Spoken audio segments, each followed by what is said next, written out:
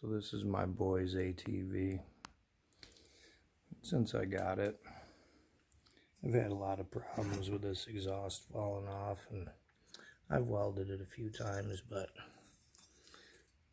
I'm an amateur and I've only had these big welding rods for my little Harbor Freight stick welder 6011 big rod.